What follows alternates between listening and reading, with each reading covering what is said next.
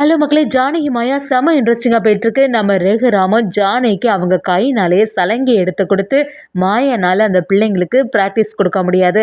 அதனால நீயே போய் அவங்களுக்கு டான்ஸ் பிராக்டிஸ் குடுத்துருன்னு சொல்லி, நம்ம ஜானகிட்ட சொல்லி வைக்கிறாங்க.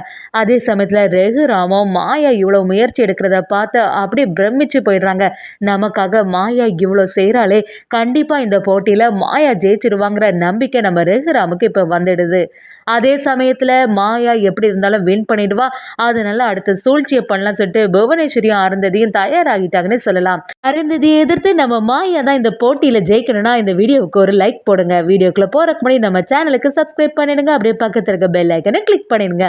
அப்பதான் நான் போடுற வீடியோலாம் உங்களுக்கு நோட்டிபிகேஷனா வரும். அருந்ததியும் இனி இப்படியே போயிட்டு இருந்தா சரியே வராது. அந்த ஸ்ருதி பொண்ணு இந்த நாட்டிய போட்டியில பங்கு பெறவே கூடாது. அதுக்கு என்ன செய்யணும்னு சொல்லி யோசிச்சு அவங்க அம்மாவுக்கிட்ட பணத்தை கொடுத்து வைக்கிறாங்க.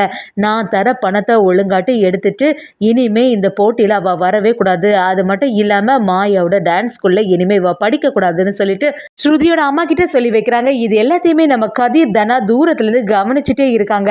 அருந்ததி அவங்க அம்மாட்ட இந்த 2 லட்சம் ரூபா பணம் தரேன், கண்டிப்பாக இனிமே இந்த போட்டியில் வரக்கூடாதுன்னு சொன்ன உடனே அவங்க அம்மாவும் அது எப்படி மாயாவோட டான்ஸ் ஸ்கூல்ல இருந்து நான் அவளை கூட்டிட்டு வர முடியும், என்னோட பொண்ணோட உயிரை காப்பாத்தினதே அவ தான், அப்படிப்பட்ட அந்த பொண்ணுக்கு எப்படி நான் துரோகம் பண்ண முடியும்னு சொல்லிட்டு கேட்கும்போது அருந்ததியும் ஏதோ இந்த ஒரு ஆக்சிடென்ட்லேருந்து உன்னோட பொண்ணை மாயா காப்பாத்திட்டா, அதுக்குன்னு இன்னொரு ஆக்சிடென்ட் நடக்காம இருக்க போகுது அப்படின்னு சொல்லிட்டு மிரட்ட ஆரம்பிக்கிறாங்க. அதுக்கு பயந்து நம்ம ஸ்ருதியோட அம்மாவும் அருந்ததி கிட்ட சரிம்மா நான் பார்த்துக்கிறேன்னு சொல்லி வைக்கிறாங்க. இது எல்லாத்தையுமே நம்ம தனா பார்த்துட்டு கதிர் கிட்ட பாத்தியா கதிர், மாயாவை எதிர்த்து எவ்வளோ சூழ்ச்சி வேலை நடக்குதுன்னு, இந்த அருந்ததி இப்படிப்பட்ட ஒரு பொண்ணா இருக்கா, மாயாவை நேரடியாக ஜெயிக்க முடியாதுன்னு சொல்லிட்டு என்ன குறுக்கு வழியெல்லாம் உண்டோ அது எல்லாத்தையுமே செய்துடுறா, இதை இப்போவே மாயா கிட்ட சொல்ல போகணும்னு சொல்லிட்டு நம்ம கதிரும் தனாவும் கிளம்புறாங்க. அதே சமயத்தில் நம்ம மாயா வீட்டில் இருக்கும்போது ஒரு செய்தி வருது. இந்த மாதிரி இனிமேல் ஸ்ருதி இந்த நாட்டிய போட்டியில் கலந்துக்க மாட்டா, இனிமேல் உங்கள் டான்ஸ் ஸ்கூலுக்கும் வர மாட்டான்னு சொல்லிட்டு அதை கேட்ட உடனே மாயா அப்படியே அதிர்ச்சி ஆயிடுறாங்க. சீனுவும் இப்போ என்ன செய்யறது மாயா, நீ இவ்வளோ கஷ்டப்பட்டு ஒரு பிரயோஜனமும் இல்லாமல் போக போகுதே அப்படின்னு சொல்லிட்டு ஃபீல் பண்ணும்போது மாயாவும் சரி நம்ம பார்த்துக்கலான்னு சொல்லிட்டு யோசிக்கிறாங்க.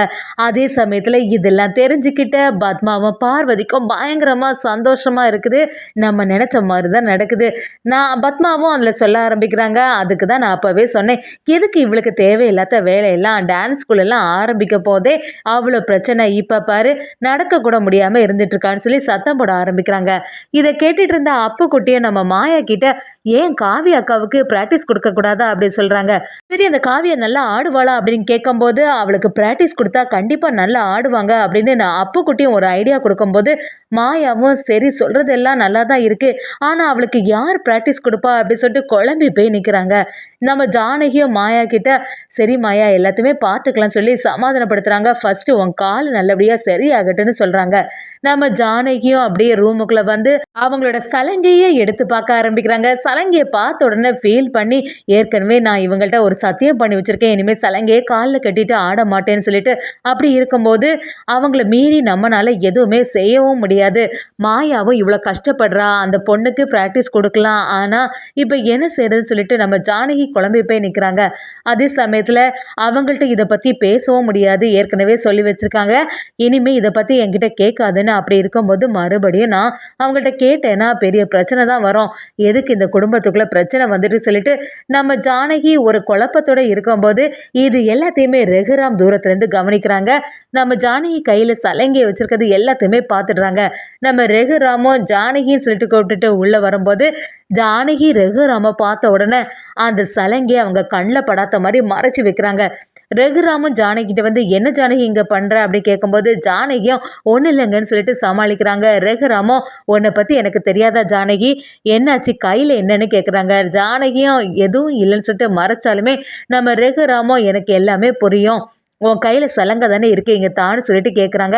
ஜானகியும் ரகுராமுக்கிட்ட சலங்கையை கொடுத்துட்டு இனிமேல் நான் எதுவுமே இதை எடுக்க மாட்டேன், என்னை மன்னிச்சிடுங்கன்னு சொல்கிறாங்க. ரகுராமும் அதெல்லாம் இல்லை ஜானகி, மாயா அந்த போட்டியில் எப்படியாவது ஜெயிக்கணும்னு சொல்லிட்டு முழு முயற்சி எடுத்திருக்கா, எனக்கு இங்கே நடக்கிறது எல்லாமே புரியுது, மாயனால் இப்போ எதுவுமே ப்ராக்டிஸ் கொடுக்க முடியாது, அவளோட பிள்ளைங்களுக்கெல்லாம் பிராக்டிஸ் நல்லபடியா இருக்கணும். அதற்காக பேசாம நீயே அந்த காவியாவுக்கெல்லாம் நடனம் சொல்லிக் குடேன் அப்படின்னு சொல்லிட்டு நம்ம ஜானகி கிட்ட சொல்லும்போது, ஜானகியும் நீங்களாங்க இதெல்லாம் சொல்றது? உங்களுக்கு அதனால எந்த பிரச்சனையும் இல்லையே அப்படி கேட்கும்போது, நம்ம ரகுராமும் எனக்கெல்லாம் இந்த எந்த பிரச்சனையும் இல்ல. எனக்காக மாயா எவ்வளோ முழு முயற்சி போடுறா. அப்படி இருக்கும்போது இந்த ஒரு செயலை நான் செய்யறதுக்கு நான் விட மாட்டேனா அப்படின்னு சொல்லிட்டு நம்ம ரகுராம் அவங்க கைனாலே சலங்கையை நம்ம ஜானகி கிட்ட கொடுத்து, சரி அந்த பிள்ளைங்களுக்கு எல்லாம் நீ நல்லபடியா நாட்டிய பயிற்சி கொடுன்னு சொல்லி வைக்கிறாங்க.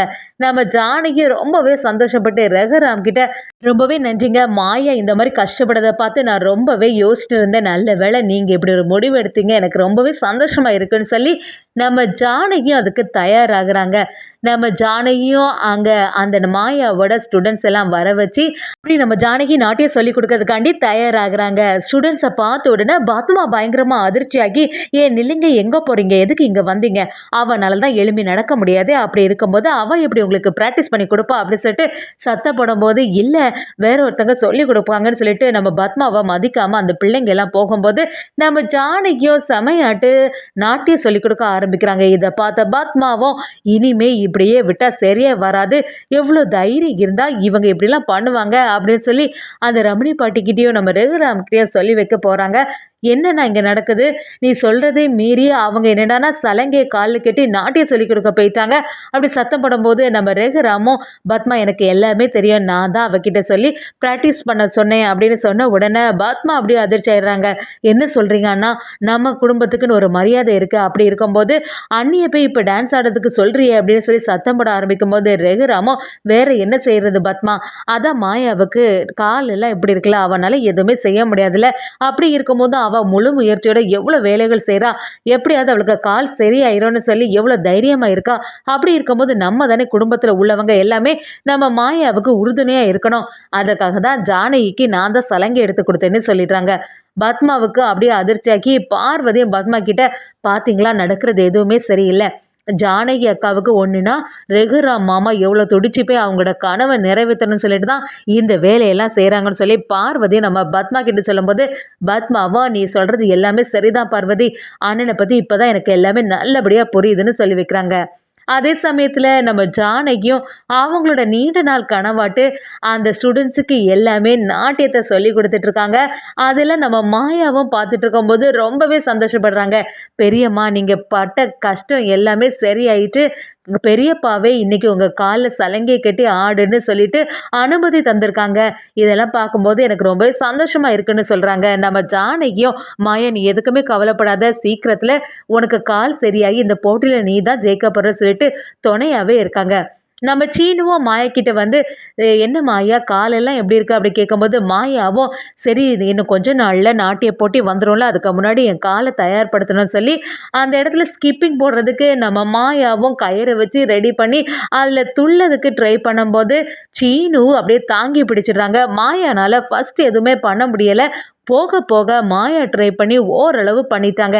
இது எல்லாத்தையுமே ரகுராம் தூரத்துலேருந்து கவனித்து அப்படியே பிரமிச்சு போயிடுறாங்க. மாயாவோட மனசில் இவ்வளோ உறுதியாக இருக்கா, கண்டிப்பாக இந்த போட்டியில் மாயா தான் ஜெயிப்பாங்கிற எண்ணம் நம்ம ரகுராமுக்கு வந்துடுதுன்னே சொல்லலாம்.